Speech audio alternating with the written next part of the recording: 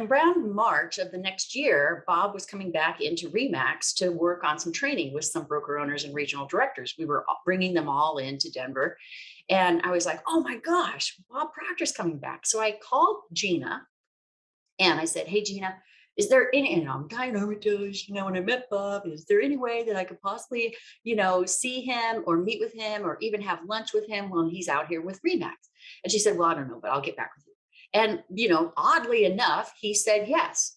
So, first lesson is anytime that you feel that you want to ask somebody out for lunch or for coffee or for a quick meeting, a mentor of yours, a person that you want to meet, ask.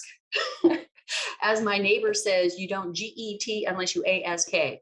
So he met me for lunch and I took him over to this little Italian restaurant next to Remax headquarters. And they had this amazing bread appetizer with this amazing gorgonzola dip. And so I ordered it and I was like, Bob, I think you're going to like this. And so he was in heaven. He absolutely loved it. So initially he was just sort of spooning it on politely on his bread, and then he asked the waiter to bring him another bowl of it. And he just started dunking his bread. He was just in heaven. He was like, this is better than anything I've ever experienced in my life. So we were having a really fun conversation. And of course, he asked me how I was doing with getting my new company rolling. And I said, well, I started some part-time stuff and I've got these clients and everything's great. And I'm trying to change the subject really fast. And he says, when are you going to take it full time? I thought you said you were going to go full time. And I was like, well, well. And so I always found that when Bob would ask me these pointed questions, the writer who can always say everything and have long sentences with periods at the end was incapable of even finishing a sentence in front of Bob.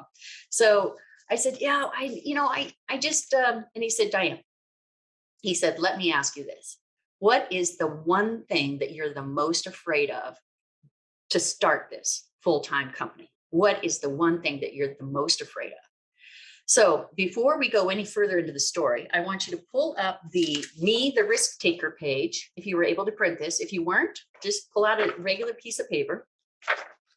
And at the top of the Me, the Risk Taker page, this is not shared with anybody. Nobody sees this except you.